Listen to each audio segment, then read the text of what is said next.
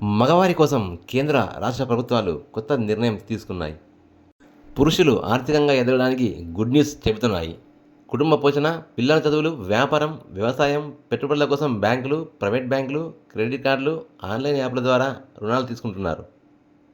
బ్యాంకుల ద్వారా పొందిన రుణాలకు సకాలంలో వడ్డీలు చెల్లించలేక ఎంతోమంది నరకయాతన అనుభవిస్తున్నారు. ఇలాంటి మగ పురుషులకు ప్రభుత్వం గుడ్ న్యూస్ చెప్పింది. దాదాపు 25 ఏళ్ల క్రితం మహిళలకు పొదుపు లక్ష్మి సంఘాలు ఏర్పాటు చేసి వారి ఆర్థిక అభివృద్ధికి దోహదపడిన చంద్రబాబు నాయుడు ఇప్పుడు ఈ నిర్ణయం తీసుకున్నారు. గ్రామీణ ప్రాంతాల నుండి పట్టణాలకు వలసలు ఆపడం, స్వయం ఉపాధి కల్పించడం, జీవనోపాధి మెరుగుపరచడమే పొదుపు సంఘాల ముఖ్య ఉద్దేశం. పొదుపు సంఘాలు ఏర్పాటు చేసుకొని నెల నెల బ్యాంకులో పొదుపు చేసుకుంటూ వెళితే ఎలాంటి పూచీకత్తు లేకుండా బ్యాంకులు రుణాలు ఇవ్వడానికి ముందుకు వస్తున్నాయి. కేంద్ర, రాష్ట్ర ప్రభుత్వాలు తీసుకున్న ఈ నిర్ణయాన్ని ప్రయోగాత్మకంగా విజయవాడ, విశాఖపట్నంలో 3,000 సంఘాలను ఈ ఏడాది ఏప్రిల్లో ప్రారంభించనున్నారు. గత నెల రోజులుగా రాష్ట్ర వ్యాప్తంగా దాదాపు 1028 సంఘాలను ఏర్పాటు చేయగా మార్చి నెలాఖరులోగా 2,000 సంఘాలను ఏర్పాటు చేయడమే లక్ష్యంగా పెట్టుకున్నారు. రెండవ విడతలో అనకాపల్లి, కాకినాడ, ఏలూరు, అంబేద్కర్ కోనసీమ, కృష్ణా, గుంటూరు, నెల్లూరు, తిరుపతి, కర్నూలు జిల్లాలలో ప్రారంభించనున్నారు. ఎంపిక చేసిన జిల్లాల్లో ఇప్పటికే మెప్మా ఆధ్వర్యంలో సర్వేలు పూర్తి చేశారు. పట్టణ ప్రాంతాల్లో పొదుపు సంఘాల ఏర్పాటు, వాటి ఆవశ్యకతలపై సమావేశాలు నిర్వహించి అవగాహన కల్పిస్తున్నారు. ఈ సంఘాల వల్ల పురుషులకు ఆర్థిక ఇబ్బందులు దూరమవుతాయంటూ అర్థమయ్యేలా వివరిస్తున్నారు.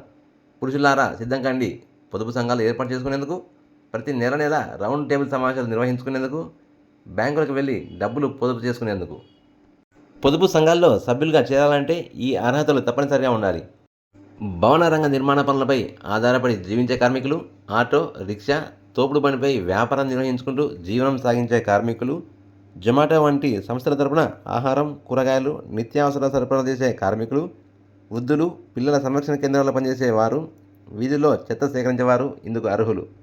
ఇక పొదుపు సంఘాల విధి విధానాల విషయానికి వస్తే ఒక్కో సంఘంలో గరిష్టంగా 5 సభ్యులు ఖచ్చితంగా ఉండాలి.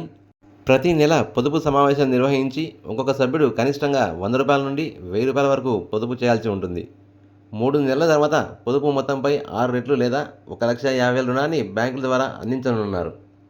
పొదుపు సభ్యులుగా కొనసాగాలంటే 18 ఏళ్ల నుండి 60 సంవత్సరాలలోపే వయసు ఉండాలి. తప్పకుండా ఆధార్ కార్డు కలిగి ఉండాలి.